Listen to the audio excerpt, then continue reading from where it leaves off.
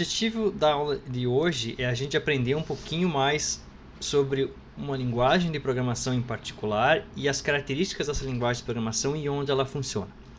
Então, o que a gente vai ver hoje se chama JavaScript. Então, apesar do nome parecer com a linguagem Java, eles não têm nada a ver. São coisas diferentes. Por acaso, quem escolheu o nome disso aqui provavelmente gostava muito de Java e escolheu botar o sufixo script para ficar alguma coisa parecida, mas é uma confusão que as pessoas fazem, então eu adoraria que vocês não confundissem isso. Java é uma linguagem de programação orientada a objetos, que geralmente é utilizada para desktop, programação web e afins. E JavaScript é uma linguagem interpretada, também orientada a objetos, que geralmente roda no navegador das pessoas para aplicações web. Hoje em dia, JavaScript roda em qualquer lugar, através dos runtimes que a gente tem, tipo Node, Chakra e afins, mas a gente vai focar no que tem no browser. Esse link que eu estou aqui, que é o MDN Web Docs, é o link que está no Moodle de vocês, é a parte sobre JavaScript. Então, eu altamente recomendo vocês se vocês não sabem sobre JavaScript, é a primeira vez que vocês vão ter contato com a linguagem e vocês estão aprendendo sobre ela, só leiam coisas daqui. Até vocês ficarem minimamente entendedores do básico. A partir disso, vocês podem ler o que tem de conteúdo em outros lugares. A não ser que seja um lugar muito reconhecido, seja um curso de JavaScript de alguma instituição, alguma coisa assim, sei lá, uma Alura da vida. Fora isso, eu acho que existem muitos tutoriais, muitas informações na internet que às vezes não tem a qualidade necessária para explicar por que as coisas acontecem. Então, a pessoa só vai ali, vomita um código e diz, isso aqui faz isso aqui, e a ideia é que vocês não só vomitem código, vocês entendam realmente o que está acontecendo por debaixo dos panos e por que aquelas coisas estão ali, né? Então, esse site aqui, o MDN Web Docs, na seção de JavaScript tem muitas informações. Tem um guia iniciante, explicações sobre JavaScript, depois passa para intermediário, depois passa para avançado. Tem tutoriais aqui que explicam sobre os elementos iniciais, construção dos blocos, enfim, são tutoriais bem simples de serem seguidos. Dá para pegar os exemplos que eles mostram e ir fazendo lado a lado. Antes da gente começar, um pouquinho de contexto. Então, JavaScript ela é uma linguagem interpretada. Isso quer dizer que existe por detrás dela um software que olha o que a gente escreveu em JavaScript e interpreta aquilo, então vai fazer razão daquelas informações. Hoje em dia, uma desses softwares mais avançados, vamos dizer assim, que a gente chama de engine, é uma engine de interpretação de JavaScript. Uma das mais famosas e conhecidas para esse aspecto se chama V8. Se vocês procurarem na internet V8 JavaScript, vocês vão encontrar esse site aqui, que é um site bem feinho, por sinal, coitadinhos. Mas o V8 é a engine JavaScript que roda por debaixo do Chrome, que roda por debaixo do Edge. O Safari tem o deles, que é o WebKit. A Mozilla tem o deles, que acho que é o SpiderMonkey, enfim. Então, são várias... Alguma pergunta? Então, são várias engines dessas que fazem trabalhos diferentes, né? Então, processar JavaScript é uma tarefa complexa. É uma linguagem bem complexa, com muitas formas de serem, assim, processadas. Então, existem várias abordagens para tentar fazer a linguagem o mais rápido possível. Como ela é interpretada, ela tende a ser um pouco mais lenta. Então, existem zilhões de otimizações de compilar literalmente um pedaço daquele código JavaScript para código nativo, para rodar na máquina da pessoa. Enfim, N mil coisas. Isso aqui é só um pouco de contexto para vocês saberem que existe isso. Então a gente pode rodar JavaScript em qualquer lugar que tenha disponível para a gente um runtime, então uma engine dessa, um software que roda JavaScript. Um dos mais famosos que a gente tem para usar JavaScript fora do navegador é o Node. Então se vocês procurarem por Node.js, vocês vão cair nesse site aqui. Acho que Node é a menina dos olhos da atualidade, todo mundo adora, e eles deixam bem claro aqui, Node é o runtime que foi construído em cima da engine JavaScript V8, que é utilizada pelo Chrome. Então é como se eu pegasse só a parte que interpreta o JavaScript de dentro do Chrome e empacotasse e criasse um softwarezinho separado que vai rodar só JavaScript, e eu chamo esse pacotinho de Node.js. Então é uma forma de eu executar JavaScript fora do navegador, que é onde ele foi intencionalmente criado para ser rodado dentro dos navegadores, né? Então, a partir disso, o JavaScript se alastrou por todos os lugares, todas as cadeias de produção de software. Hoje em dia, a gente pode rodar JavaScript em qualquer lugar, no servidor, no celular, no terminal, uma plaquinha, lugar mais esdrúxulo que a gente imaginar, a gente vai conseguir rodar. JavaScript, por si só, ele é uma linguagem que se chama ECMAScript. Então, ela é guiada por uma especificação da linguagem ECMA, que é conduzida por esse aqui, ó, por o ECMA Internationalization API Specification. Então, esse grupo, que é tipo um consórcio que faz propostas para melhorar a linguagem, de tempos em tempos eles vão sugerindo modificações, isso é discutido entre todos os membros do conselho e assim a linguagem vai evoluindo. Então, se vocês olharem as linguagens, vocês vão ver que essa aqui, sei lá, por exemplo, essa versão do JavaScript é a versão, vamos supor, 1.6. Ela é baseada no ECMA 262. Quer dizer que ela respeita aquela especificação, então ela tem implementado naquele runtime as especificações que alguém definiu lá. Geralmente as linguagens elas não evoluem de forma tão rápida assim, não tem coisas novas surgindo na linguagem a cada mês, né? Mas JavaScript é uma linguagem que particularmente evolui rápido, vamos dizer assim. Então ela era uma linguagem que era bem estagnada nos anos 2000, não tinha muitas modificações e conforme ela foi sendo usada cada vez mais e mais e mais na web moderna, cada vez mais as pessoas sentiram necessidade de ter uma funcionalidade aqui, uma funcionalidade lá. Então, hoje em dia, a gente tem uma especificação do JavaScript da ECMA, que é uma das mais atuais, e é o que eu vou tentar explicar para vocês. O que é o primeiro dilema que eu tenho aqui para explicar? Eu ensino vocês JavaScript da forma antiga, eu vou botar antiga entre aspas, que é o jeito que ela existia antigamente, ou eu explico para vocês a linguagem JavaScript num formato mais moderno, com todas as funcionalidades que ela tem. Então, por que isso impacta a decisão de vocês? Simplesmente porque a web é um lugar heterogêneo, né? Então tudo que a gente decidir fazer para a web, ela vai correr o risco de não funcionar. Então eu vou pegar um exemplo aqui para a gente mostrar. Por exemplo, classes em JavaScript, que eu vou explicar para vocês hoje. Se vocês olharem aqui nessa página da MDM, geralmente no final da página tem uma tabelinha que é isso aqui, ó, que é uma tabelinha de compatibilidade. Essa tabelinha de compatibilidade mostra quais navegadores implementam aquela funcionalidade. Então, no nosso caso aqui, ó, que a gente vai ver hoje sobre classes, sobre construtores, sobre essa palavrinha extends e tal, ó, dá para ver quais navegadores têm aquilo disponível. O que isso quer dizer? Que se eu criar uma página web, eu colocar JavaScript lá dentro, e eu colocar essa página na internet, e algum navegador acessar ela, se o navegador tiver uma versão menor do que está especificado aqui, ó, ou tiver vermelhinho aqui, ó, quer dizer que aquela minha página não vai funcionar. E essa é uma coisa maravilhosa da web, todo mundo está acessível para todo mundo, mas pode ser que eu use uma tecnologia que seja tão atual que os navegadores ainda não implementaram. Então isso é uma das coisas principais de um desenvolvedor web, principalmente desenvolvedor full stack ou front-end, que é a pessoa que vai realmente saber o que está acontecendo aqui, saber quais funcionalidades os navegadores têm para a pessoa poder usar. Hoje em dia existem transpiladores ou transpilers, que são softwares que ficam no meio do caminho entre nós, desenvolvedores, e o navegador. Então, eu desenvolvo meu projeto utilizando o último da definição da linguagem ECMA, então o JavaScript com a última versão, com todos os arabescos necessários para que a linguagem fique super ultra ergonômica para mim usar. Daí eu passo isso para um transpiler, que é como se eu fosse um compilador, não é um compilador, é um transpiler, então ele pega código num formato e gera código em outro. Então, geralmente os transpilers pegam um código escrito de JavaScript moderno, com uma definição muito atual, e eles fazem as maracutaias deles lá para emitir código JavaScript que vai ser rodável pela maior quantidade de navegadores, na maior quantidade de versões possível. Então, eu no final não vou ver o JavaScript que vai ser gerado. E esse JavaScript pode ser muito maior ou muito mais ineficiente do que aquele que eu escrevi. Mas eu tenho a garantia de que eu vou escrever num jeito bonito, de fácil manutenção, que os meus colegas consigam entender, e depois eu largo para o browser e deixo que ele se vire.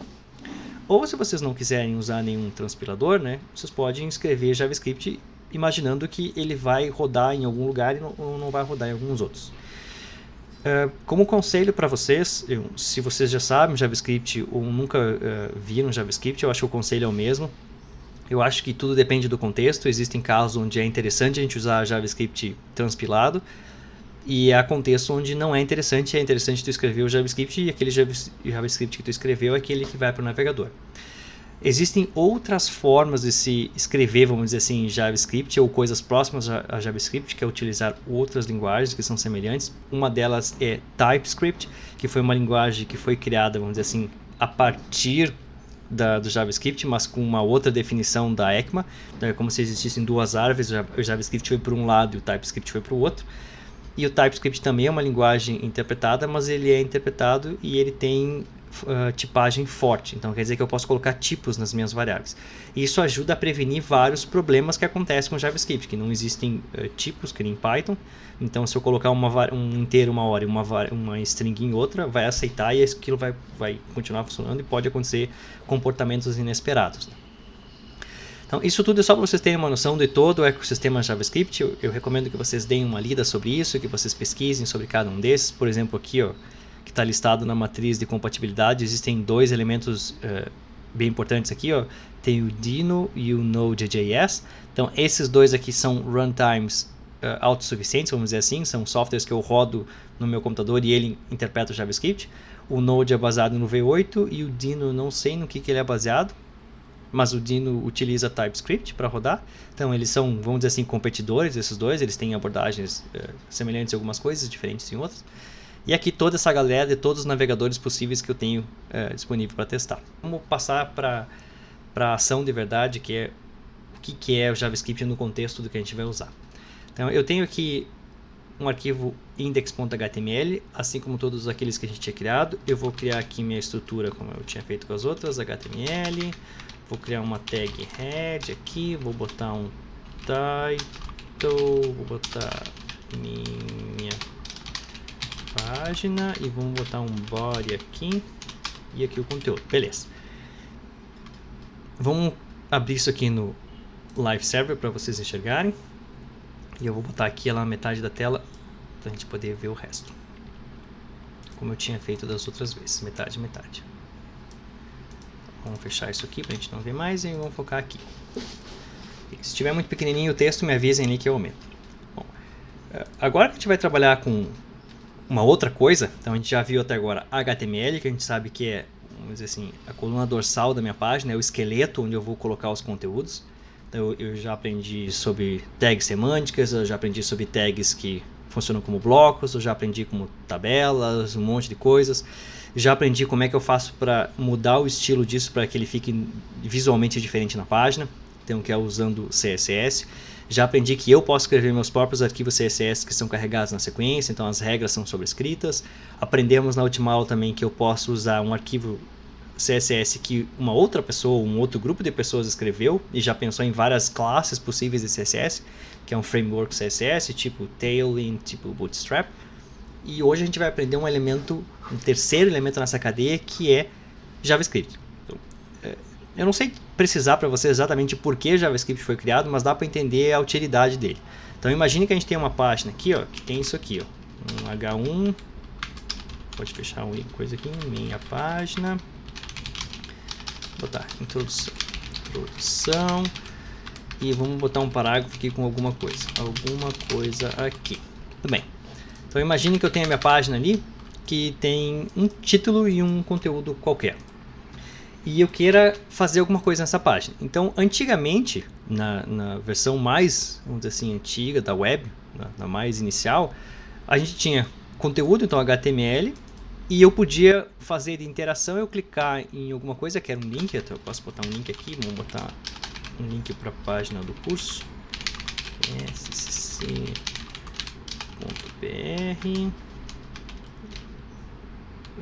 site do curso, tá aqui. Então eu tenho minha estrutura e eu tenho ali um link para o site do curso. Então eu digo para o browser, através de uma marcação, que eu quero que este conteúdo aqui, site do curso, seja clicável e vá para aquele endereço. Então se eu clicar aqui, eu vou ir para o site do curso. E é assim que a web foi desenhada para ser feita, né? A gente clicar nos hyperlinks, que são esses coisinhas que eu clico, e eu vou pulando de lugar para lugar, navegando o conteúdo, indo e voltando. Agora, o que aconteceria se eu quisesse nesta página aqui, ó, fazer alguma coisa? Em vez de só eu sair dessa página e ir para algum outro lugar, e se eu quisesse abrir ou fechar alguma coisa aqui, mostrar ou ocultar algo, eu quisesse adicionar ou remover uma linha por alguma razão.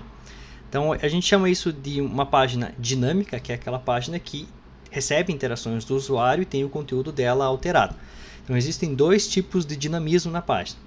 Um deles eu expliquei para vocês, na verdade expliquei para vocês o conceito dos dois no primeiro dia de aula, né? Mas vou relembrar aqui. Um dos dinamismos acontece na parte do navegador, que a gente chama de front-end, que é quando eu estou desenvolvendo e todo o código que eu vou colocar, ele está aqui na página HTML, que chegou até o navegador, então o meu browser já tem esse conteúdo, já tem os códigos, e a partir daqui ele só processa aqueles códigos e interage. Se eu fizer alguma coisa aqui que aparece, oculta, abre, é o meu navegador rodando isso. Então está rodando na parte da frente da aplicação, vamos dizer assim. E existe um outro tipo de dinamismo, que é quando eu peço para o servidor fazer alguma coisa, e o servidor vai lá e processa as suas coisas, gera uma página dinâmica para mim, por exemplo, a página do Facebook, eu acesso lá, ou do Insta, ele me mostra o feed com algumas fotos que ele definiu, e ele só me devolve conteúdo. Quando eu chegar no final, eu digo, acabei o final, acabei de dar scroll, me dá mais conteúdo. A gente manda uma requisição, o servidor gera uma nova continuação e devolve para mim e eu continuo navegando. Tudo bem que no Insta tem uma combinação de front-end com back-end, mas a ideia é essa, né? Eu pedi para o servidor vai lá e processa e me dá o resultado. Então, JavaScript provavelmente foi criado para que a gente consiga, de certa forma, programar o navegador para que esses elementos que eu coloquei na página aqui, o HTML, tanto o título, quanto o parágrafo, quanto todas as coisas que compõem a minha página, para que eu consiga, de certa forma, interagir com ele e fazer essa página ser menos estática. Então, em vez de eu ter que ficar pulando de um conteúdo para o outro, eu posso, nessa minha própria página, com esse meu próprio conteúdo, fazer alguma interação. Então, onde é que eu coloco o JavaScript? Então, existem vários lugares na página que a gente pode colocar JavaScript. Eu vou colocar ele no lugar mais simples, que é o primeiro que a gente vai colocar. Então, a gente já sabe que dentro da tag body, que é aqui onde abre o body e fecha o body, a gente sabe que aqui dentro é onde a gente vai colocar todas as tags da nossa página. Existe uma tag em particular que se chama script. Então, se vocês colocarem script assim, ó, abre e fecha, isso aqui é uma indicação para o navegador de que o que vocês colocarem aqui como conteúdo tem que ser interpretado como JavaScript. Então, geralmente, como o JavaScript é uma linguagem de programação e eu posso colocar muitas linhas de comando, a gente não escreve JavaScript numa linha só assim, ó, fica difícil de ler. Então, a gente coloca as tags uma embaixo da outra e coloca os conteúdos aqui. Ó. O conteúdo inicial que eu vou fazer para JavaScript vai ser aquele que todo mundo faz quando mexe numa linguagem nova. Vamos imprimir Olá Mundo na tela. Uma das formas que eu tenho para fazer isso é imprimir Olá Mundo aqui, ó, nesse espaço aqui. Ó. Para mim mexer no conteúdo da página, ou seja, mexer no conteúdo do que está dentro aqui do body, eu tenho que usar uma estrutura que a gente vai ver no futuro, eu não vou explicar hoje, que se chama DOM. Que é o que é? É o Document Object Model. Então é um modelo de objeto em documento, ou um modelo de objeto de documentos. Que é uma forma de eu acessar todo o conteúdo que está aqui na minha página através de objetos. E nesse caso, os objetos vão ser JavaScript, para mim chegar até eles. Mas isso não é o que a gente vai fazer hoje, isso é um pouquinho mais avançado, a gente vai ter uma aula só para isso. Hoje nós vamos se concentrar num segundo local onde o JavaScript pode colocar informações, que é aqui no console desenvolvedor, que é aquele que eu abri aqui embaixo. Então, se vocês apertarem F12 no navegador de vocês... Ele já está reclamando sim, porque eu botei coisa aqui. Se vocês apertarem F12 no navegador de vocês, ou clicarem lá nos 3 pontinhos em mais ferramentas e escolherem aqui Developer Tools, vai abrir isso aqui embaixo, que é o painelzinho que eu já tinha mostrado para vocês. Eu tinha mostrado que a gente podia usar o painelzinho Elementos aqui, para a gente poder navegar e ver o que está acontecendo na tela. Então, se eu clicar com o botão direito e fazer Inspect lá, eu posso ver que aquele meu parágrafo ali, ó, alguma coisa está lá em cima. Ó. E está marcado em laranjinha o que tem de elementos para cima e para baixo dele, então, aqui embaixo, ó, que é a margem dele. Tá, ó. Ele tem 16 pixels de margem em cima e 16 pixels de margem embaixo. Então eu posso andar sobre os elementos aqui e ver eles. Beleza. Uma dessas abinhas que é muito interessante para a gente usar é essa abinha chamada console aqui, ó. Console. Então a abinha console, ela mostra aqui tudo que o meu programa, tudo que meus códigos JavaScript imprimirem. Então é tipo fazer um print no Python, é fazer um printf no C, qualquer coisa. Quando a gente faz isso em C, em Python, a saída desse script vai para a saída padrão, que geralmente é o terminal que está executando aquele programa. No navegador, a saída padrão é aqui, ó.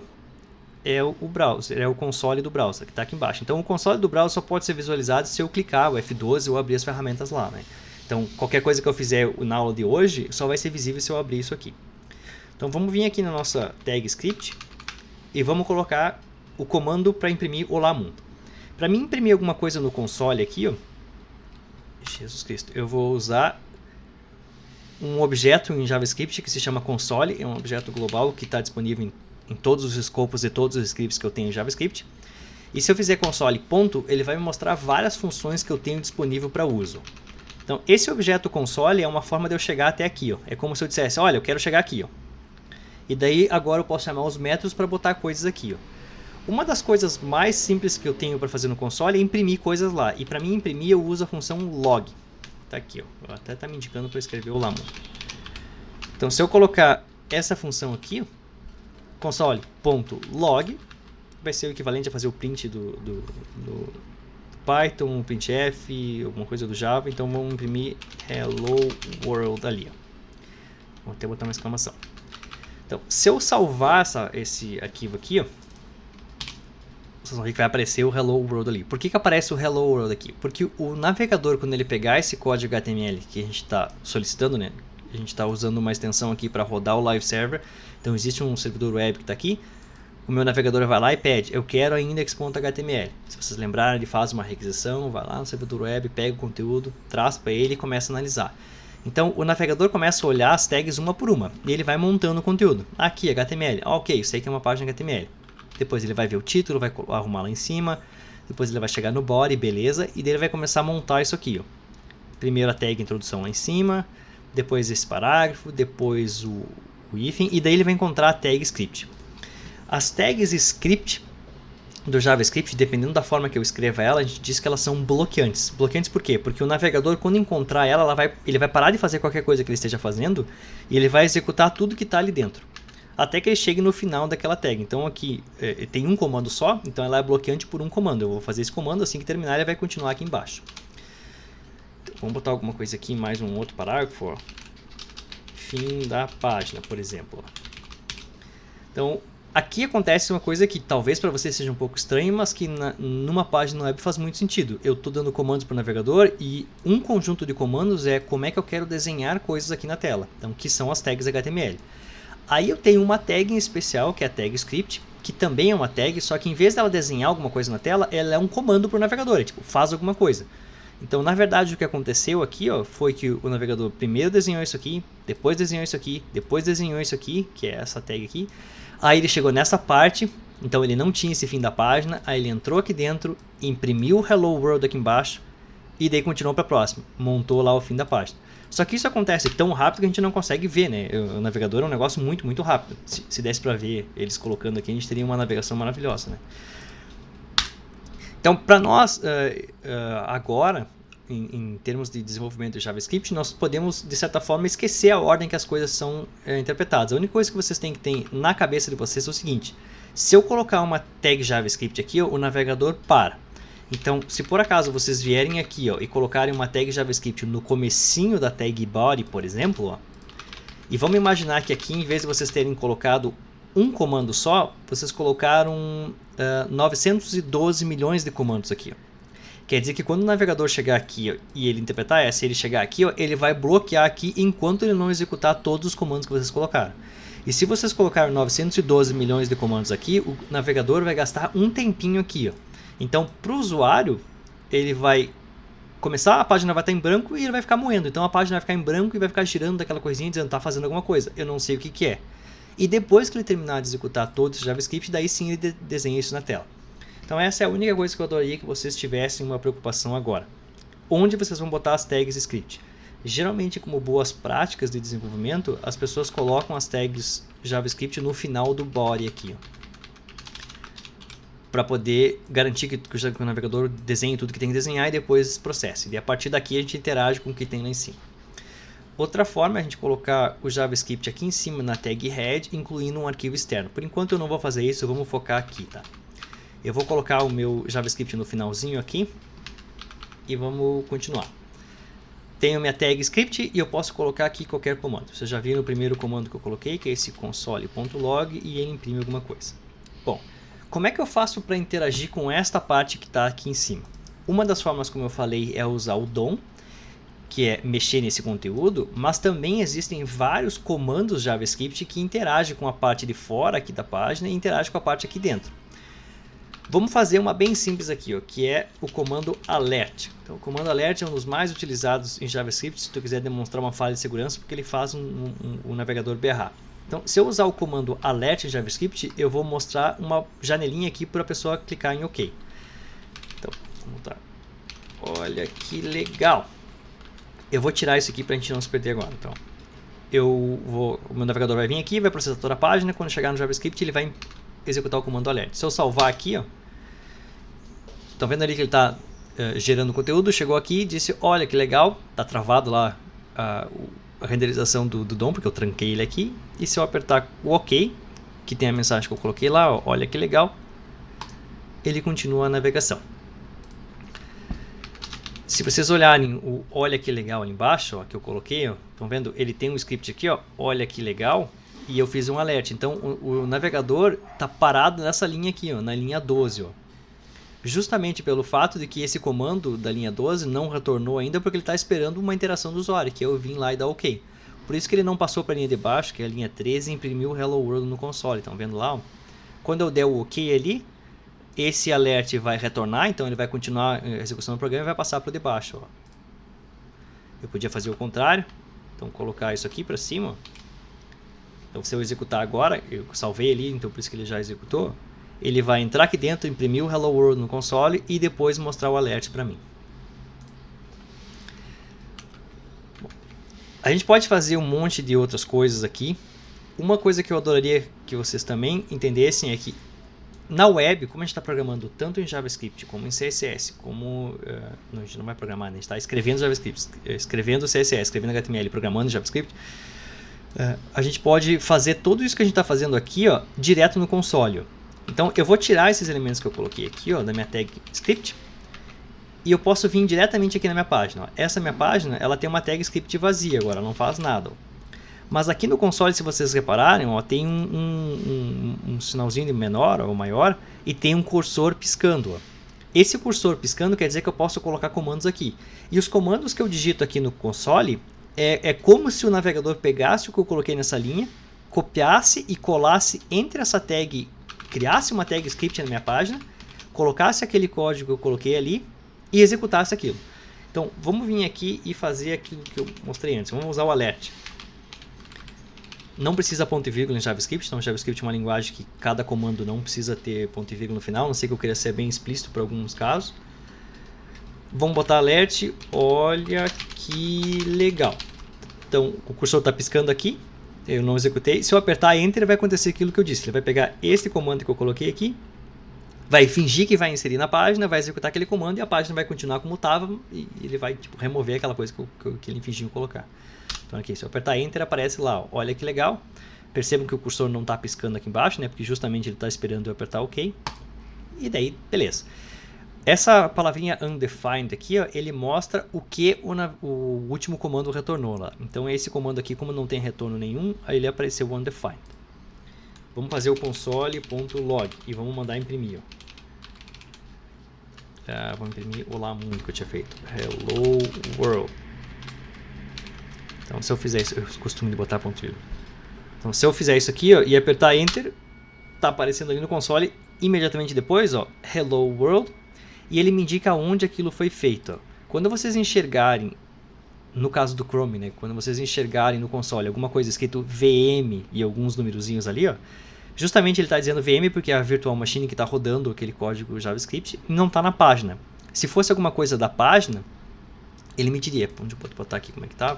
Fazer uma tag script aqui, fazer um console.log.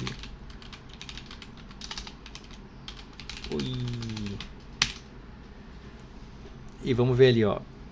Então nesse meu caso a página terminou de carregar, eu mandei imprimir na tela e ele está dizendo, olha, este comando oi foi gerado lá na index.html na linha 12, que é exatamente onde ele foi gerado. Ó. E aqui, quando eu coloco direto, ele não tem nada, ele só diz que é aquilo que eu falei antes, né? Ele finge fazer alguma coisa. Então ele não insere de fato na página, né? Ele só coloca na VM dele para executar. Então tá aqui, ó. Esse aqui é um código que não partiu da tua página, partiu da VM e alguém provavelmente colocou no console, que tá aqui, ó. Então tá aqui a saída do comando e aqui o retorno daquele comando. Então console.log não retorna nada, por isso que tá undefined aqui. Beleza. Vamos vir para cá agora então e focar um pouquinho na linguagem JavaScript. Tudo que eu for programar em JavaScript eu posso colocar aqui dentro ou em um arquivo separado. Eu vou primeiro colocar aqui dentro para a gente ter uma noção do que está acontecendo, tá? E depois a gente se preocupa em organizar aquilo e colocar num arquivo separado. Vamos começar então pelo elemento mais básico em JavaScript, que é a declaração de variável. Para mim declarar uma variável em JavaScript, eu coloco a palavrinha var e o nome da variável. Por exemplo, var a é igual a 1. Como o JavaScript é uma linguagem que não é fortemente tipada, essa variável a ela tem qualquer tipo. Então no meu caso aqui, ó, ela tem um tipo que nesse momento é um tipo numérico. Se eu mandar imprimir ela, console.log e mandar imprimir a palavrinha a, ó, lembrando que toda vez que eu escrever aqui ó, e eu apertar Ctrl S no meu caso, que é o salvar, ele já vai executar o que está aqui, tá? Então não se assustem se aparecer coisa aqui, quer dizer que eu apertei Ctrl S. Vamos salvar aqui. E vamos ver o que ele imprime. Tá lá, ó, na linha 13 do index.html, que está aqui, alguém mandou imprimir alguma coisa. E eu mandei imprimir a variável a. E ela tem o valor 1. Se eu vir aqui embaixo e colocar a é igual a oi, eu vou colocar ponto e vírgula aqui porque eu não consigo programar sem ponto e vírgula, tá? Mas vocês não são obrigados, vocês podem deixar assim, tá? Como eu estou ensinando vocês vão colocar ponto e vírgula porque não mata ninguém e deixa o código mais legível. Então, se eu botar a igual a oi, quer dizer que a variável a passou agora a ter um valor de string lá dentro. Então, se eu mandar imprimir ela, sorry.log e mandar imprimir o a, vou salvar. Olha lá, ó, agora ela aparece com uma string. Então, aqui ela aparece sem aspas justamente porque o navegador dizendo o que foi impresso é uma string. Ele coloca em branquinho, ó, e ele coloca em roxinho quando a saída é numérica. Aqui eu posso imprimir qualquer outra coisa, né? Então, vamos botar aqui, por exemplo, o valor de a agora é, e daí vamos botar um igual e vamos concatenar isso aqui, ó. Então, em JavaScript, o operador de mais, ele serve também para concatenação de valores. Então, eu coloquei aqui a string, o valor de a agora é igual. Vamos botar assim, o valor agora é a igual a isso aqui, feito. E depois eu concatenei com o valor de a. Então, nesse primeiro momento, o a vale 1. É por isso que aparece ali, o valor agora é a igual a 1. Aí eu coloquei a igual a oi, e aqui embaixo vou botar a mesma coisa. O valor agora é a igual a, e vou concatenar com o valor do a. Que neste momento aqui, quando chegar nesse aqui, o valor do a vai ser oi. Então, eu vou concatenar esta string com esta string. E o navegador vai imprimir na tela para mim. Tudo em branco, né, porque tudo é uma string no final, porque tudo foi impresso na tela. O valor de agora é a igual a oi. Um detalhe mega importante que eu já gostaria de apontar para vocês agora é o seguinte: em JavaScript as strings elas podem ser colocadas de 3 formas. Uma delas é aspas duplas, que é assim, ó. Então, diferente do C, do Python, sei lá, que a gente tem que usar aspas simples para uma coisa e aspas duplas para outra, em JavaScript eu posso colocar aspas duplas tanto para caractere sozinho, por exemplo, se eu fizesse assim, ó, ele vai imprimir o valor de a, que é i, ou por uma frase bem grande. Então, frase bem grande. Aqui, ó. Outra forma de escrever strings é usando aspas simples aqui, ó. Então, se eu fizer assim, funciona. Se eu mesclar os dois, funciona também, ó.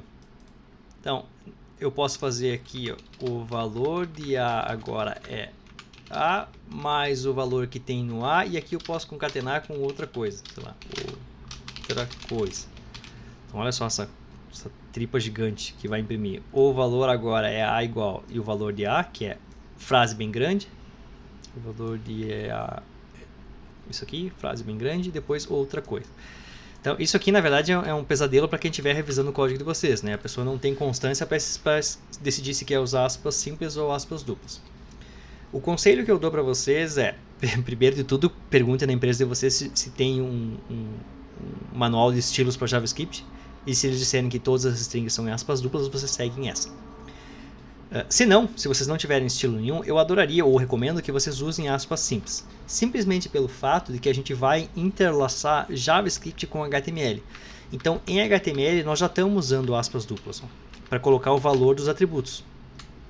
Então, se vocês usarem aspas duplas no JavaScript, vocês vão ter que ficar escapando os valores assim, ó, quando vão colocar lá.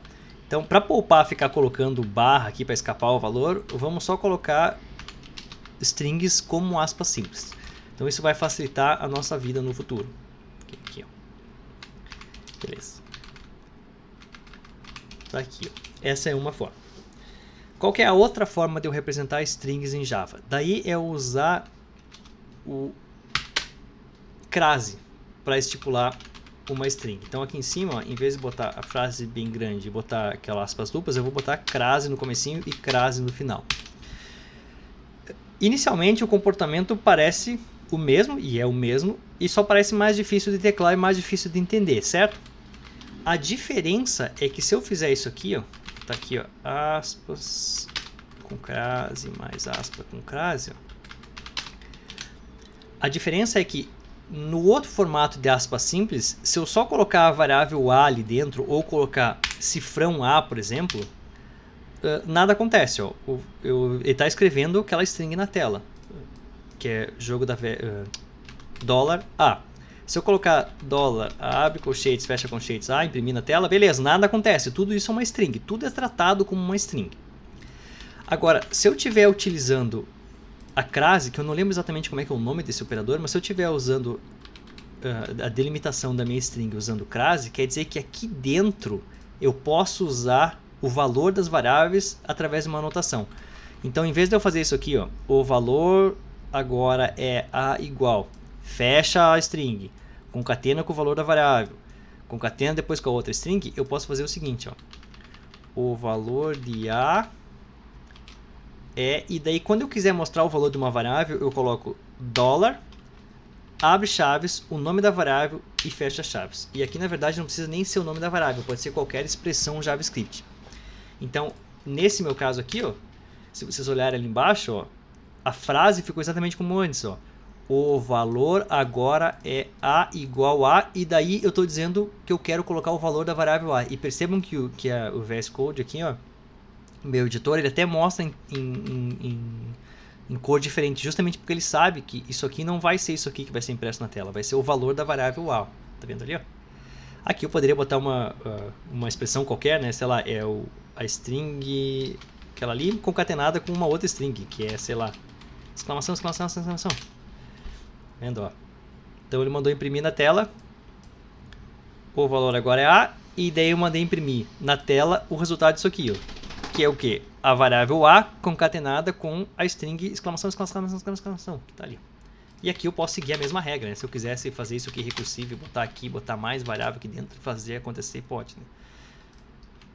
Não sei porque alguém poderia fazer isso aqui, mas fica a dica que vocês podem fazer. Isso é uma coisa importante para vocês saberem. Eu adorei que a gente seguisse como convenção o seguinte: se nós vamos usar string no meu programa, eu vou usar string simples. Pronto, fácil de escrever, fácil de entender. Se por acaso dentro da minha string eu vou colocar o valor de uma variável, em vez de ficar concatenando as coisas, eu vou usar esse operador aqui de crase, que é bem mais legível de ver. Ó. Fazer isso aqui é bem melhor do que ter aquele fecha mais, abre mais, fecha mais. Ok. Já sabemos que declaração de variável usa var, a gente pode usar outros dois tipos de declarações, uma delas é const, então o tipo const diz que aquela variável tem aquele valor e depois não tem nenhum outro valor. Então se por acaso eu fizer aquilo ali, ó, const a, e ele vai imprimir o valor de a é 1, que eu coloquei, e por acaso aqui eu fizer a igual a 2 e eu salvar, ó, ele vai dizer, não pode, ó. Ele vai reclamar de todas as coisas do mundo. Ele está dizendo, ó, tem um erro de tipo, tu tentou fazer uma atribuição para uma variável que é do tipo constante, na linha 14, ó, que é exatamente aqui. Então, não consigo. E também tem um outro tipo de variável, que é o tipo let, que quando eu declaro uma variável desse estilo, ela se limita a existir no escopo onde ela foi declarada. Então, ela não vai permear por outros escopos. Então isso aqui geralmente é o recomendado se eu quiser garantir que uma variável exista só dentro de um escopo. E esse aqui é se eu quiser que uma variável talvez permeie para outros escopos e eu não tenha problema com isso. Tá? Eu vou usar var nas minhas variáveis porque eu acho que é mais simples para a gente entender, para não ficar colocando let ou outras coisas. Ok? Quais são as estruturas de controle, if, laço e tal? Então, eu imagino que todos vocês saibam alguma coisa de C, alguma coisa de Python, então o comportamento é exatamente igual. Tudo que vocês já sabem se aplica aqui. Ó. If vai ser assim, com else aqui, então if aqui eu coloco uma condição, então por exemplo, se o A for igual a 1, Para de me sugerir coisa. Se o A for igual a 1, console.log, se A é 1. Se não, console.log, A é isso aí, diferente de 1. Então, rodando esse comando aqui, eu vou focar agora só no que está aqui, tá? Não vou ficar dizendo que ele vem pela página toda, vocês já entenderam. O meu comando aqui, declara a variável, imprime o valor daquela variável e depois testa se o A é 1, que nesse caso é 1, vai imprimir o valor é 1. Um detalhe importante aqui, ó, talvez eu esteja dando muitos detalhes, pessoal, mas eu acho que vocês têm esses muitos detalhes, vocês podem voltar aqui depois no vídeo e prestar atenção naquilo que importa, tá? Um detalhe aqui, ó, é que eu estou testando se o A é igual a 1, ó, mas eu poderia fazer assim também, ó. Estão vendo ali, ó? Eu coloquei a variável A igual a string 1. E daí aqui eu testei se o A é igual a 1. Então, quando o JavaScript olhou uma bizarrice dessas, do tipo, o A tem uma string, mas o cara está comparando com um número, o que eu faço? Eu vou tentar converter tudo para número. Então, ele converteu esse cara aqui para número, provavelmente, e daí fez a comparação e 1 deu igual a 1. Isso acontece porque o JavaScript é uma linguagem interpretada, então eu posso fazer essas coisas durante a execução do programa, e também porque ela não é fortemente tipada, então uma variável pode perder um tipo e outro. Se vocês quiserem comparar um tipo de uma variável, querem ter certeza que o valor dela é aquele valor que vocês estão dizendo, por exemplo aqui, ó, vocês podem usar o operador igual, igual, igual, que é o operador estritamente igual. Então, se eu fizer isso aqui, eu estou dizendo, eu quero que o valor de A seja exatamente igual a 1. Então, se eu salvar isso aqui, ó, vocês vão ver que ele caiu no else, ó. A é diferente de 1. Sim, justamente, porque o A que eu botei aqui, ó, é a string 1. O que chegou aqui embaixo foi a string 1 é exatamente igual ao número 1? Não, ela não é, porque 1 é uma string e o outro é um número.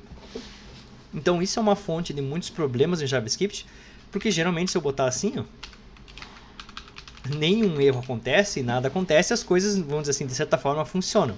Só que quando você tem uma aplicação muito grande, com muitas coisas, as variáveis se trocam ao longo do caminho, né? A tendência de a gente fazer um if que não era para entrar aqui e ele entrar é muito grande. Então talvez em algum momento da vida de vocês querem dizer, eu quero testar se o A é 1 mesmo. Então pode usar o estritamente igual que vai garantir isso aí. Se por acaso vocês quiserem ver qual é o tipo de uma variável, por exemplo, eu quero chegar, eu estou em dúvida, eu cheguei aqui e eu não sei o que tem na variável A. Eu vou mandar imprimir no console um comando que é o operador typeof. Então esse aqui é um operador, eu só escrevo a palavrinha typeof, é como se fosse uma função e eu coloco uma variável aqui. Só que como o typeof é um operador, eu não preciso botar o abre e fecha parênteses ali. Então é só typeof espaço e o nome da variável. Se eu salvar isso aqui e olhar, vocês vão ver ali que no navegador está imprimindo isso aqui, o valor de A agora, e depois eu estou mandando imprimir o tipo. Então typeof literalmente o tipo de A. E o navegador dizendo, o tipo do A é string, ó. Beleza. Então aqui essa comparação não faria sentido porque é um número, né? Se eu trocar aqui, ó, tirar o aspas simples e botar assim, ó, então eu estou colocando o numeral 1 dentro do A. Então se eu salvar isso aqui e olhar aqui, o tipo do A vai ser outro agora. Agora não é mais string, ele vai ser um número. Então se eu salvar e olhar ali embaixo, vocês vão ver que o tipo dele agora é number. Então JavaScript tem três ou quatro tipos, que é number, string, object e function. Acho que são os 4 que tem disponíveis. Todos os outros são implementados em cima disso aqui. Então não existe inteiro, por exemplo. Eu tenho uma interpretação de inteiro se eu não colocar ponto flutuante nele ali embaixo. Tudo é um número. Existem variações de JavaScript para a gente poder garantir que algumas coisas são inteiras, né? Por debaixo dos panos o V8, a engine, sei lá, vai transformar as coisas para inteiro. Mas para nós, para JavaScript, só existe number, string, object e function. Deixa eu botar aqui, ó, imprimir o valor de A e vamos botar A igual agora aqui. Eu sou uma string. E daí vamos mandar imprimir aquilo ali de novo. Console.log type. Que maravilha, o negócio fica completando para mim. Eu adorei isso aí. Deixar skin. Feito. Então, vou imprimir o valor de A no valor que ele tem numérico. Depois eu coloco uma string lá dentro e mando imprimir o valor de A. Vocês olharem ali. Primeiro o A é number. Daí eu vou lá e só com uma string dentro dele. Ele não reclama, não dá nenhum erro, não dá nenhum or, nem nada. Sim, porque é uma linguagem dinâmica. Posso fazer o que eu quiser. E depois ele me diz, agora o tipo é string. Ok, as operações de controle são essas aqui, vocês já conhecem todas, então eu não vou revisar todas, eu vou só mostrar elas aqui. Tem o while, então enquanto o A for menor que 10, deixa eu desligar isso aqui que está mexendo. Enquanto o A for menor que 10, vamos fazer menor que 3. Vou tirar isso aqui. Então, tá lá que o A começa em 0, enquanto o A for menor que 4, eu vou fazer um console.log e vou mandar imprimir valor de A. Outra dica que vocês podem fazer aqui, ó, é que vocês não precisam necessariamente concatenar as coisas aqui, ó.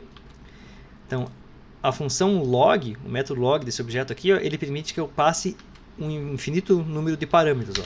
Então, cada parâmetro que eu coloco, ele vai imprimir no console como ele acha que é a melhor forma de imprimir. Então, strings ele vai imprimir em branquinho, númerozinhos ele vai imprimir em lilás e assim por diante. Então, é bem mais fácil a gente fazer assim, ó. Então, o valor de A é igual a... E se eu rodar isso aqui, ó, ele está rodando para sempre, né? Porque eu não incrementei o negócio. Para, vai... vai trancar o meu navegador. Deixa eu fazer o A++ aqui, né? Tá, agora, por favor, conseguem? Não, não consegue. Você perdeu valendo, pessoal. Ai, que legal. Olha aí. Se perdeu. Então, se isso acontecer com o negócio, vocês já sabem, né? Não façam laços infinitos, não. Tudo bem, Chrome, obrigado. Castigando alguma coisa aqui. Qual deles é? Deve ser esse aqui.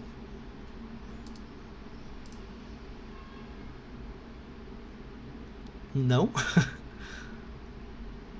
É tu?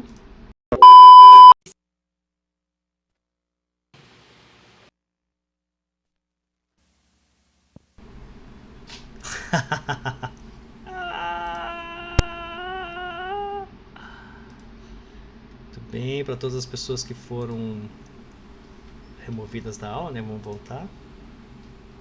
2000 years later. Vocês acharam que tinha acabado a aula, né? Não foi porque eu matei a aula de vocês, né? Olha que coisa maravilhosa, que espetáculo isso aqui, ó. Que exemplo incrível. Deixa eu ver se tá certo agora pra mim não cagar. Enquanto A for menor que 4, A++, obrigado. Agora talvez até funcione. Bem, vamos botar aqui.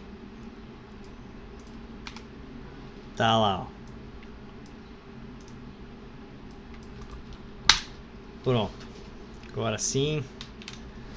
Vamos tentar não escrever mais loops infinitos. Vocês já sabem o que acontece. O navegador fica bem frenético e não responde mais. E as coisas ficam ruins. Deixa eu abrir o chat aqui pra me ver o que estão falando. Eles devem estar rindo da minha cara. Beleza. Então, as operações de while, de for, são todas as mesmas coisas. Podem fazer um for aqui, da mesma forma. Beleza. Como é que eu faço função JavaScript, que é o que a gente vai usar? Então, para mim fazer uma função em JavaScript, eu uso a palavrinha function e dei o nome da minha função. Então, vamos fazer uma função chamada olá. E abre e fecha aqui. Então, a declaração de função é mais ou menos a mesma coisa que vocês já conhecem. Eu declaro uma função e depois eu uso ela. Então, vamos fazer uma função lá. Ela pode receber parâmetros aqui e ela pode retornar parâmetros. É o que vocês já conhecem. Então essa minha função ela vai só imprimir o olá na tela. Vou botar console.log e vamos mandar imprimir olá na tela. E aqui embaixo eu tenho a minha variável e depois eu vou chamar a função olá. Então, para mim chamar a minha função, é só botar o nome dela e fecha parênteses com qualquer outra função que você já conhece. E ela aparece olá na tela. Se eu quiser passar parâmetros para ela, é só colocar meu parâmetro aqui. Eu vou chamar de A e B, por exemplo. Vamos botar outra coisa. Meu param1 e param2. Lembrando que como o JavaScript não é fortemente tipado, não tem que colocar tipo nenhum aqui. E aqui eu posso imprimir olá e daí eu vou colocar param1 e param2 aqui, ó. Então vou mandar imprimir essa string e depois o valor do param1 e param2. E se vocês repararem ali, ó, quando eu chamei a função olá aqui embaixo, ó, apareceu na tela olá e undefined. Estão vendo? Undefined é um valor especial em JavaScript que significa que alguma coisa foi usada, mas ela nunca foi declarada ou nunca foi atribuído nenhum valor a ela. Que é exatamente o que acontece com esses parâmetros aqui, ó. A função olá, ela espera dois parâmetros, o param1 e o param2. Então, ela esperaria que eu colocasse alguma coisa aqui, por exemplo, sei lá, isso aqui e isso aqui. E como ela não tem tipo, eu posso botar o que eu quiser aqui, né? Lá.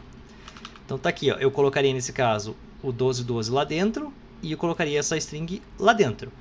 Se eu fizer isso aqui, ó, eu estou simplesmente chamando a função lá e não estou passando nada para cá. Então está acontecendo exatamente o caso que eu falei. É uma variável, no caso uma variável que é um parâmetro, que ela existe, mas ela nunca recebeu nenhum valor. Então o valor inicial dela é undefined.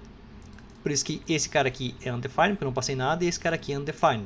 Então quando eu entro aqui dentro e mando imprimir olá, e depois o valor deles aparece undefined. Se eu vim aqui e colocar alguma coisa, por exemplo, 1, 2, 3, 4. Então, eu não vou colocar o segundo parâmetro, tá vendo? Eu não vou colocar a vírgula e o segundo parâmetro. Então, eu só vou colocar 1, 2, 3, 4 no param 1 e o param 2 vai continuar undefined. Mas o param 1 vai ter 1, 2, 3, 4. Se eu salvar aqui, ó, e mandar executar, tá lá, ó, olá, que é essa função que veio aqui. Eu passei esse parâmetro para cá. O segundo parâmetro não recebeu nada, continuou com undefined. Eu imprimo lá na tela e depois um valor. E ali está undefined. Isso me permite, em JavaScript, que eu tenha parâmetros opcionais, de certa forma. Né? Se eu fizer isso em C, sai uma mãozinha do PC e te estrangula. Em Python, o compilador te xinga. Em Java também sai uma mãozinha, se não duas, e te estrangula. Em JavaScript, ele não quer saber se tu colocou uma ou nenhuma. Tá? Então, ele vai simplesmente aceitar e vai dizer, ah, tá, aqui o Fernando provavelmente não quis passar o segundo. De novo, novas chances de problemas, né? Porque se tu esquecer de passar um parâmetro, ele não vai te avisar que tu esqueceu de passar o parâmetro. Ele vai simplesmente carregar o valor para frente com undefined. Horas e horas de depuração até descobrir isso aí. Então, posso botar aqui qualquer coisa. Olha que maravilha. E tá lá, ó. Vai vir para cá, vai imprimir olá, o valor do param 1, que é 1, 2, 3, 4. Depois o valor do param 2, que é olha que maravilha. E de novo, olha pessoal, como eu coloquei separado por vírgula aqui no console, ó, ele vai imprimir cada um desses elementos da melhor forma possível. Então, esse primeiro cara aqui, ele vai imprimir como string, em branquinho. Esse segundo cara aqui, que é um número, ele vai imprimir em lilás. E esse terceiro cara aqui, que é uma string, ele vai imprimir em branquinho de novo. Vamos fazer uma função que retorna alguma coisa. Function soma, que recebe um, sei lá, um A e um B. E ela retorna o A mais o B. Beleza. Aqui eu posso colocar tudo aquilo que a gente já viu, né? Vocês já devem imaginar. Vamos fazer uma variável aqui que eu vou chamar de resultado, e o resultado vai ser igual a soma do valor 4 com o valor 9. E aqui eu vou tirar e vou só mandar o console.log e vamos mandar imprimir o valor do resultado. Olha lá. Se eu fizer isso aqui, o resultado vai ser 13 sim, porque eu tenho minha variável resultado aqui, que vai ser a soma, eu passo para ela 9 no primeiro parâmetro, 4 no primeiro parâmetro, 9 no segundo, vai entrar aqui dentro, vai somar e vai retornar esse valor. Que está aqui, vou colocar no resultado e vai avançar. Então, isso é uma visão global de JavaScript daquilo que a gente já conhece. A gente geralmente pode programar aqui, ó. Eu posso programar o meu JavaScript aqui, até acho que eu vou continuar com vocês aqui, porque eu acho que é mais fácil de fazer. Vamos fazer alguma coisa um pouquinho mais sofisticada agora, que é, em vez de programar aqui, vamos fazer uma função, uma coisa um pouquinho melhor. Então, vamos vir aqui do meu lado, do VS Code, e em vez de colocar o código JavaScript que eu quero aqui, ó, e todo ele na minha página, ficar programando aqui, ó, vamos criar um arquivo separado. Assim como a gente criou um arquivo CSS, eu vou criar um outro arquivo aqui, ó, que eu posso chamar o que eu quiser. E nesse caso aqui, eu vou chamar de app.js. Então, JS é geralmente a extensão dos arquivos JavaScript. E o app é porque, sei lá, minha aplicação. E aqui é um arquivo em branco. Então, eu posso colocar aqui, ó, tudo que eu tinha colocado dentro dessa tag script, ó, sem precisar da tag. Então, vamos portar o que eu tenho daqui para lá. Ó. Eu vou copiar todo esse cara aqui e vou colocar aqui. Ó. Uma coisa que eu não expliquei para vocês é comentários. Eu posso colocar comentário com barra barra, então isso é um comentário de linha. Ou vocês podem usar assim, ó. Barra asterisco e asterisco barra igual C. Então, se fizer assim, por exemplo, né, nesse meu caso aqui ele vai abrir uma anotação para mim poder documentar aquela função, mas não vamos usar comentários agora, vou deixar isso aqui. Então tá lá minhas funções, ó. Olá, soma, e eu tenho um código qualquer que eu botei aqui, ó. Então, esse meu arquivo app.js, ó, ele é uma declaração de duas funções e um código qualquer que alguém vai fazer. Quando alguém incluir esse arquivo, isso aqui vai ser feito, isso aqui vai ser feito. Assim como essas duas funções vão ser processadas e vão ficar disponíveis para uso. Vou voltar para cá. Como é que eu faço para incluir um arquivo JavaScript? Eu uso essa mesma tag JavaScript só que aqui eu uso source. E daí eu vou colocar o caminho até o arquivo JavaScript que eu quero incluir. Então, como eu estou no meu arquivo index.html, que está na mesma pasta do app.js, eu só digo que eu quero incluir o app.js. Se vocês quiserem ser um pouquinho mais puritanos, vocês podem dizer ponto, quer dizer, na mesma pasta que eu estou, barra, vai dizer, ok, nesta pasta que eu estou agora, que é a pasta do index, carrega aquele ali. A graça de fazer ponto barra é que o VS Code já mostra pra gente o que tem se eu botar ponto barra, ele já diz o que tem nessa pasta que eu estou nesse arquivo. Tem esses dois, né? O app e o index. Beleza. Se eu fizer isso aqui, ó, e salvar, ó, o comportamento ali do lado é exatamente o mesmo, estão vendo? A página inicia, carrega isso aqui, carrega isso aqui, carrega isso aqui, carrega isso aqui, e daí aqui tem um comando para o navegador dizendo, olha, aqui tem uma tag script, ou seja, tem JavaScript aqui, mas eu não escrevi o conteúdo aqui dentro. Eu escrevi num arquivo app.js. Faça favor, carrega ele para mim e deixa pronto para uso. Então é como se ele carregasse e colocasse aqui dentro, né, o conteúdo. O que tem na minha página, no meu arquivo aqui, que é esse aqui de cima. Ó. Deixa eu botar um pouquinho mais para cá. Que é essas duas funções e mais aquele código ali, ó, que era o resultado, que fazia a soma dos dois e mandava imprimir na tela, que dá 13. Então, geralmente a gente vai programar dessa forma aqui. Um detalhe importante é, quando eu estiver rodando uma página, vamos imaginar, nós estamos rodando no browser, né? Esse comando aqui, ó, diz para o navegador, olha, eu tenho uns comandos JavaScript, faça favor incluir na tela. A partir dessa linha, tudo que foi declarado aqui, ó, que está disponível de forma global, vamos dizer assim, como esse aqui, ó, a função, isso aqui, ó, são coisas que estão declaradas num escopo global, ó, não tem nada aqui dentro que foi, por exemplo, essa variável A e B, ela só existe dentro desse escopo aqui, ó. Esse aqui também, né, são parâmetros, mas esse aqui eu declarei de forma global. Então, se eu vim aqui, ó, e fazer uma outra tag, script, e não incluir nada, e vim aqui e mandar imprimir as coisas, eu posso usar, ó, como eu tinha feito antes. Ó, então, isso aqui, ó, é o programa incluindo aquele meu script lá, que é esse aqui, que carrega as duas funções, faz uso de uma função, cria uma variável chamada resultado, imprime o resultado na tela e aquela variável resultado continua declarado. Então aqui embaixo eu estou fazendo uma outra tag script, então é como se fosse o contexto do meu programa distribuído em vários lugares, em várias tags. O contexto JavaScript ele é global para todo mundo. Eu tenho, vamos dizer assim, um programa JavaScript rodando. E eu posso em qualquer lugar declarar coisas que vão ficar disponíveis para aqueles que vêm depois dele, né? O que acontece se eu botar let aqui? Ele vai me deixar fazer? Sim, olha só. Então é isso aí mesmo. Se eu quiser usar uma daquelas funções que eu declarei ali dentro, ó, por exemplo, o olá, eu posso vir aqui e fazer o uso da minha função olá, porque ela foi declarada aqui em cima, aqui, ó. Então, a partir daqui, eu tenho ela disponível. Se eu fizer olá, ela aparece ali, ó. Olá, undefined, defined, porque a gente não passou os parâmetros aqui, né? O que acontece se eu inverter isso aqui, ó? Daí sim ele vai dizer, olha, na real, ó, eu não conheço a variável resultado. Sim, porque ele está executando na ordem aqui. Quando ele chegar aqui, vai ser a primeira vez que ele vai ver um JavaScript. E eu estou mandando imprimir uma variável resultado. Ele vai dizer, olha, eu não conheço a palavra resultado, ela não está definida. Se eu tirar isso aqui, ele vai provavelmente reclamar da função olá também. Sim, olá não está definido, ó. Sim, porque ela foi definida aqui embaixo. Por essa razão, pessoal, geralmente os arquivos JavaScript, quando eles são incluídos aqui embaixo, né, no final para não serem bloqueantes, e a gente faz a lógica deles direto, então não coloca essas lógicas aqui no meio. Ou se a gente quiser garantir e forçar que todo mundo esteja disponível, a gente coloca ele aqui em cima, no finalzinho do head.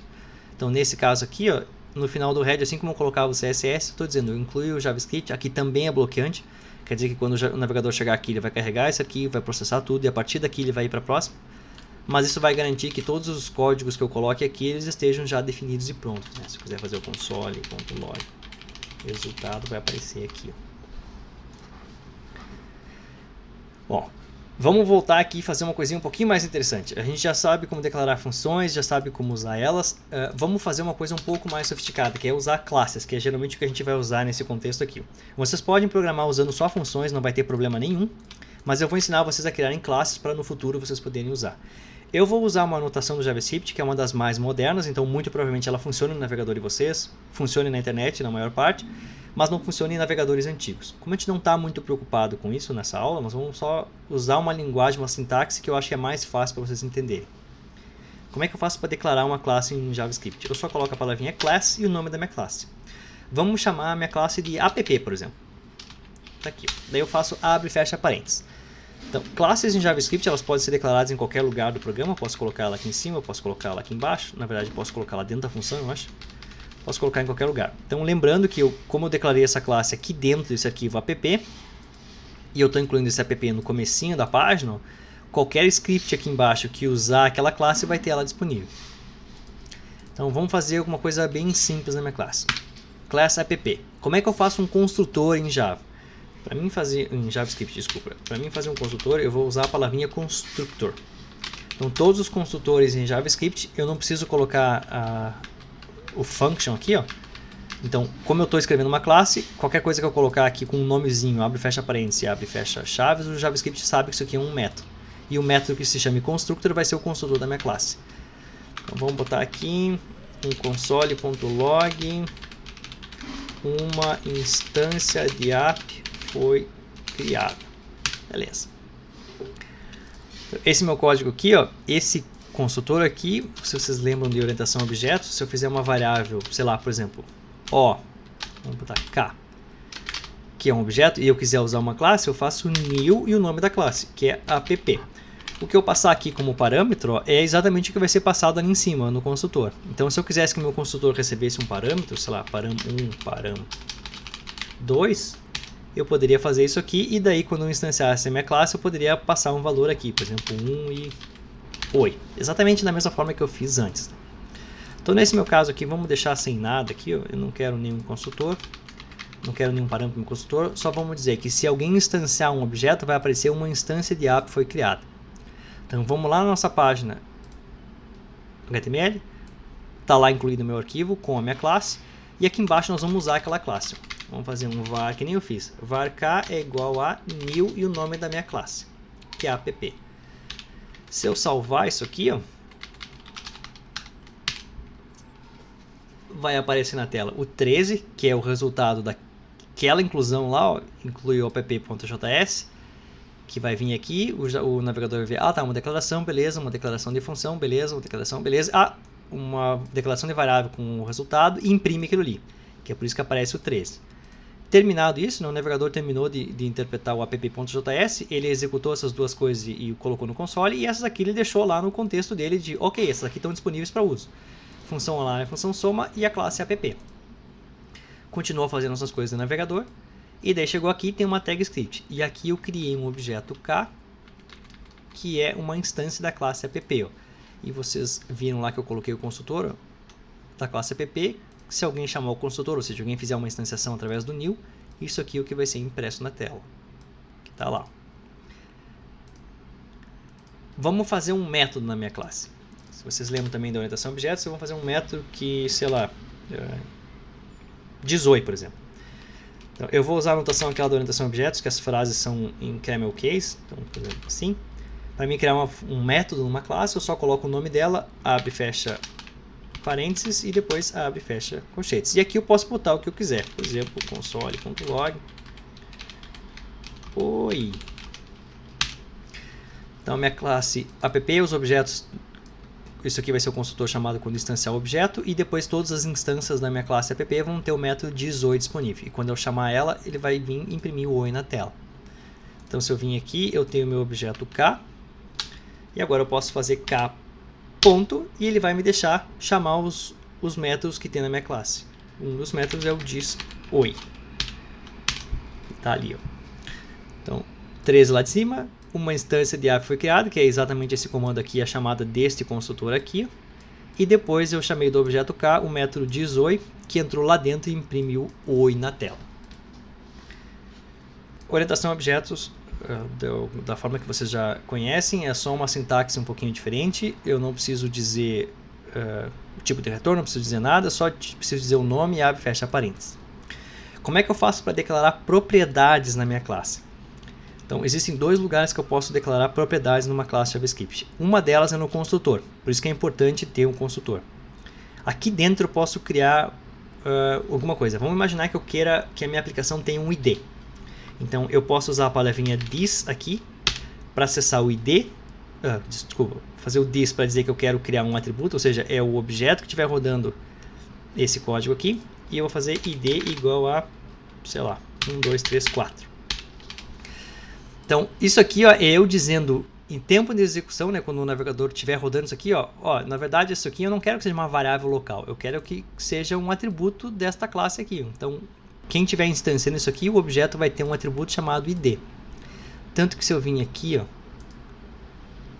e mandar imprimir console.log e fazer k, que é um objeto da classe instância, fizer ponto, eu tenho agora, além do diz_oi, que é um método, eu tenho o atributo ID lá. Ó. Vou fazer isso aqui, ele vai imprimir o ID do k, que é 1, 2, 3, 4. Que é justamente o objeto k, que é do tipo app, e o atributo ID dele, que foi um atributo que eu declarei no momento que o objeto foi construído. Se vocês quiserem ser um pouquinho mais puritanos e não quiserem definir atributos durante o construtor, o que eu totalmente recomendo, porque isso aqui é difícil de ler, né? A pessoa não sabe quais atributos tem, vocês podem declarar eles aqui em cima. Para declarar um atributo, é só colocar o nome dele, ID, por exemplo, e um valor inicial que vocês queiram. Se não quiser botar nenhum valor inicial, é só botar ponto e vírgula assim. Então agora sim, isso aqui já está definido, e aqui se eu quiser acessar ele, eu só uso this.id. Então se eu colocar, por exemplo, que a minha... os instâncias da minha classe elas vão ter o atributo ID, e o valor default, se ninguém colocar nada, vai ser 0. E a minha aplicação também vai ter um nome, e o nome dela vai ser minha app fantástica. Beleza. E aqui, ó, em vez de colocar isso aqui, eu vou fazer com que o meu construtor ele receba dois parâmetros. Eu vou chamar de i para o id e n. Vamos botar id mesmo e n não. Vamos botar id para vocês entenderem bem certinho. Então, meu construtor recebe dois parâmetros, i e n. Daí eu vou colocar dentro do atributo id que está lá em cima, eu vou colocar o que me passaram com i. E eu vou colocar dentro do nome, eu vou colocar o n. Então, quando eu salvar isso aqui, ó, e vamos dizer, em vez de 18, vamos chamar o método imprime. Beleza. E aqui eu vou mandar imprimir o this.id é igual a, e aqui eu quero mandar imprimir o this.id. Também quero que imprima o this.nome é igual a, e aqui eu quero que imprima o this.nome. Feito. Então a minha classe app tem dois atributos, id e nome, tem um construtor, e quando eu chamar o método imprime, ele imprime os atributos id e nome. Se eu não passar nada para esse construtor, o construtor é uma função como qualquer outra. Eu mostrei para vocês que em JavaScript eu não sou obrigado a passar um valor para uma função, que aqui é a mesma coisa. Então, se ninguém me passar nada aqui, ó, no i e no n, os valores de i e de n são undefined. Então, eu vou botar o i dentro do valor, dentro do atributo id, que vai ser undefined, e o n dentro do nome, que vai ser undefined também. Então, se eu não colocar nada, vai aparecer undefined. Eu vou sobrescrever aqueles valores lá. Então, vamos vir aqui. Está lá a minha classe impressa. Desculpa, minha classe. E se eu fizer k.imprime, que é o método que imprime os atributos, e salvar aqui, ó. De novo, 13 que vem lá de cima. Vou até tirar isso aqui, tá me enchendo. Vou tirar isso aqui. Ele vai vir aqui instanciar o k. Não passei nenhum atributo para cá. Então ele vai vir aqui com i com undefined, n com undefined, vai colocar para dentro o undefined, colocar para dentro o undefined, vai terminar o construtor, vai voltar para cá, depois vai chamar o método imprime do objeto k, que é esse cara aqui, vai imprimir o valor do this.id e do this.nome, os dois tem undefined, tá ali. Se eu quisesse, deixa eu ver se eu consigo ter dois construtores, posso ter? Né, pode ser só um. Ai, vamos usar JavaScript, que linguagem maravilhosa. Pode ter mais que um construtor essa linguagem, bicho. Talvez eu não goste de JavaScript, pessoal. Quem perguntou, as variáveis criadas dentro de uma classe são todas let.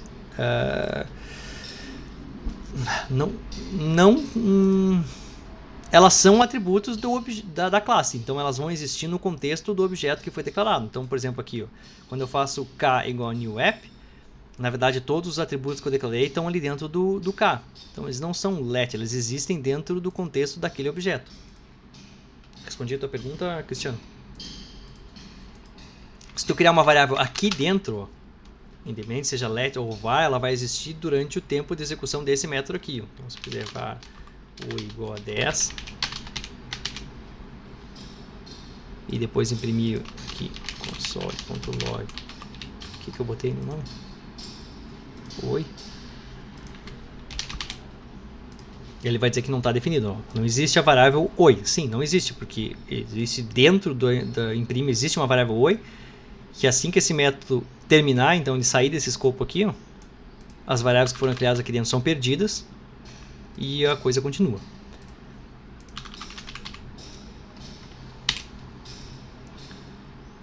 Beleza, então eu sou obrigado a colocar aqui, então aqui é o ID da minha aplicação é 22 e o nome dela é appzinha. Feito, agora se eu fizer isso aqui, vou tirar isso aqui de baixo, ó. Agora sim eu estou passando para o consultor o valor 22 para o ID e appzinha para o nome. Daí sim ele vai vir para cá, o I vai ter 22, o N vai ter appzinha, vou colocar esses valores lá para dentro. Vou terminar. Vai vir para a próxima linha que é chamar o método imprime do objeto K. Beleza, vai vir aqui no K, que imprime, que vai imprimir o valor do atributo ID, que é 22, e o valor do atributo nome, que é appzinha. E aí nós temos a nossa appzinha montada. Ok? Existe public, private, etc. em JavaScript? Espera aí, então eles vão... Então eles são var, já que K é var. Isso aí, pode imaginar que eles são var. Eu acho que pensar em var não é uma boa ideia. Pode pensar em... isso aqui é um atributo, é alguma coisa que faz parte de uma classe. E ele vai ser usado quando eu instanciar um elemento. Então quando eu tiver um objeto na minha mão, esse objeto vai ter disponível aquilo que a variável disponibiliza. Que nesse caso são 2 atributos, um construtor e um método imprime. Então pensar em termos de var ou let aqui nesse caso eu acho que é meio confuso. Eles fazem parte do objeto. Alguém perguntou se existe public, private e var. Sim, se tu colocar isso aqui, eles são públicos. E se tu colocar jogo da coisinha aqui, ó, eles são privados. Então, se eu vim aqui e mandar imprimir, por exemplo, console.log e imprimir o k.id, ó, ele vai deixar eu imprimir?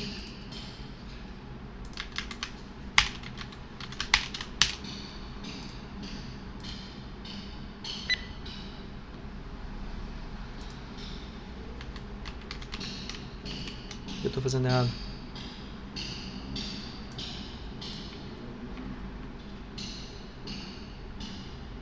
Por quê?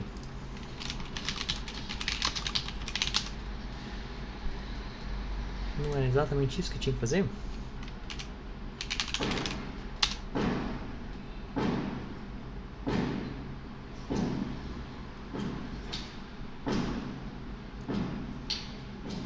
É exatamente isso que eu fiz, mas por alguma razão ele não gosta do meu rolê. É isso aqui mesmo, é o jogo da velha, igual e o valor. E depois aqui eu uso assim, internamente com this e o nome dela. Ele não deveria deixar acessar aqui.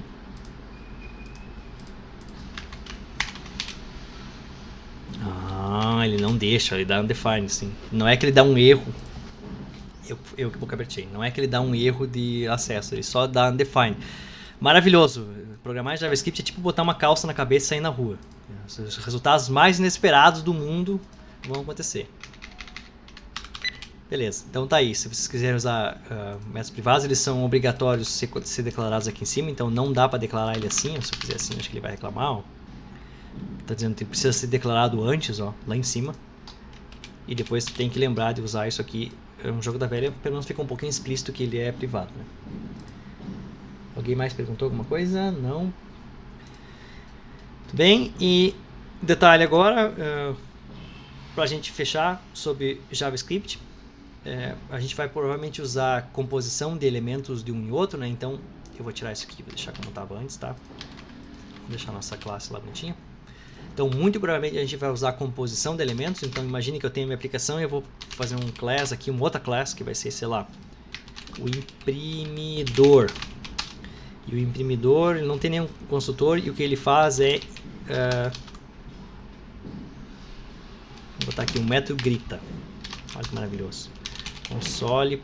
Eu vou usar um outro elemento aqui, ó. Console.log imprime branquinho. Console.error mostra em vermelhinho ali. Vamos botar console.warn, que ele fica em amarelinho. Então, se eu chamar o imprimidor, ele vai dizer... Pronto. Olha que maravilhoso. Beleza. E isso a gente vai fazer muito uso provavelmente no futuro, né? A gente não vai fazer uma classe só e botar toda a aplicação lá dentro. A gente vai provavelmente modularizar ela. Então, essa minha classe app aqui, ó, ela tem um ID e ela tem um nome. Beleza. Eu vou tirar isso aqui. Vou deixar assim. Se alguém não passar lá, eu vou deixar nada. E aqui, ó, eu vou criar um imprime. Eu vou fazer um objeto chamado imprime. O que ele está reclamando aqui? Ah, não pode botar o mesmo nome porque é o nome do método, né? Não pode, desculpa, não pode ser imprime porque já tem um método imprime. Vou chamar de coisinho. Feito. Beleza. Então minha classe app ela tem um ID, um nome e um coisinho. E aqui, quando alguém construir ela, eu vou fazer com que o dis.coisinho receba uma nova instância do imprimidor. Agora eu estou usando aqui um negócio que vocês já devem ter visto na orientação a objetos, em prog 1, que é composição. Estou usando uma classe, um objeto de uma classe dentro de uma outra classe. Então essa minha classe app vai ter um ID, que pode ser um inteiro, como eu botei, um nome e um coisinho. E o coisinho vai ser uma instância da classe imprimidor, que nesse único momento aqui só tem um método chamado grita. Então aqui, ó, quando alguém chamar o app.imprime, por exemplo, ó, eu posso lá dentro, eu vou imprimir o ID, eu vou imprimir o nome e aqui eu vou utilizar o coisinho. Então, eu vou fazer dis.coisinho, que é um atributo da minha classe. E como coisinho é um objeto, ó, eu posso chamar todos os métodos que tem disponível naquela instância daquela classe imprimidor, que é o método grita. Então, vou fazer aqui o grita. Então, aqui está um bom exemplo do que a gente vai muito provavelmente usar no futuro e eu adoraria que vocês treinassem e fizessem em casa. Eu tenho uma classe aqui qualquer que eu vou colocar alguma lógica e depois eu tenho uma classe um pouquinho maior que vai agregar as outras classes, né? Então nesse caso aqui eu tenho um atributo coisinho e aqui eu estou usando ele. This para dizer que é a instância que está usando aqui, o coisinho que é aquele meu atributo e o método dele que é o grita. Se eu fizer isso aqui, ó, vocês vão ver lá na tela, ó, eu instanciei o app, passei 22 e o appzinha, depois chamei o k.imprime, deixa eu tirar esse cara aqui. Depois chamei o k.imprime, então o k.imprime, o k era o tipo app, eu vim para cá, o imprime aqui, ó, ele imprimiu três coisas. Primeiro o dis.id está ali com o id 22, dis.nome, que é o id, o nome daquele meu objeto k, e depois eu chamei o método grita do coisinho e o método grita imprime um warning no console, que é a que está ali, ó. Ele aparece com uma exclamação e o a, e daí vocês clicarem no coisinho e diz onde é que foi feito, ó. Então a chamada foi a partir do index.14, na linha 14, começou aqui. O próximo que foi chamado foi o app na linha 20. Então está aqui app na linha 20, sim. Justamente foi aqui, foi o imprime, eu entrei no imprime, veio para cá. Aí aqui na linha 20 eu entrei no grita, que está aqui. E daí lá no grita, no JS na linha 3, que é esse cara aqui, ó, eu mandei imprimir na tela. Então isso é útil para se vocês quiserem saber que deu algum erro, algum problema, né? Em vez de warning pode botar error. Aí ele vai ficar em vermelho e cheio de firula também, né? Vai ficar bem legal. E se vocês quiserem colocar uma coisinha um pouco mais calma, pode ser info. E se for uma coisa bem que vocês realmente não querem que apareça, nunca pode botar debug. E daí vocês podem filtrar no futuro isso aqui, ó. Dá para filtrar aqui daí, ó. Então nesse meu caso está mostrando tudo. Mas eu posso mostrar, se eu tirar o verbose aqui, ó, ele vai mostrar só o que é. Cadê o filter? Ele vai mostrar só o que é info, warning e error. Então, no caso aqui, debug e verbose, não vai mostrar. Se eu ligar ele mostra de novo. E se eu vir aqui de novo e tirar e mostrar só, eu quero só error. Então, como eu mandei imprimir aqui, ó, console, log, não vai aparecer. Ele só vai aparecer o que é error aqui, ó. Se eu botar o warning aqui, ó, também não aparece. Mas se eu colocar error, é a única mensagem que vai passar para frente, ó, que é essa aqui. Todas as outras vão ser suprimidas porque eu disse, eu só quero que apareça error. Então isso é interessante para se vocês estiverem colocando, né? Eu quero ver só os warnings e os info, beleza. Eu quero ver tudo. Então é interessante que vocês pontuem, né, quando forem fazer isso aqui. Eu quero que isso aqui seja visto por toda vez. Então põe isso aqui como log que vai ser visto. Não, vou ver só quando estiver depurando. Então põe um debug aqui que daí sim vai aparecer mais coisa na tela ainda. Mas é uma forma de a gente organizar as coisas. Eu esqueci de falar antes de encerrar, estava quase esquecendo. Se vocês quiserem criar um atributo estático do app, você pode usar a palavrinha estática aqui, ó, e o nome dela. Por exemplo, como vai ser estático e acessível globalmente, né? Sei lá, por exemplo, max coisas igual a 20. Então esse aqui é um atributo estático, e como ele é um atributo estático, eu posso acessar ele usando o nome da classe e ponto, né? Então se eu vir aqui em cima e fazer console.log, eu posso imprimir pelo nome da classe ali em cima, app.max, o que eu botei? Max coisas. E ele vai imprimir ali, ó. Então geralmente é uma forma que a gente usa para criar constantes, né? Eu crio constante dentro de uma classe, fica bem organizado, porque eu sei que isso aqui é um atributo estático, ele vai estar disponível de todos os lugares que o nome da classe estiver disponível.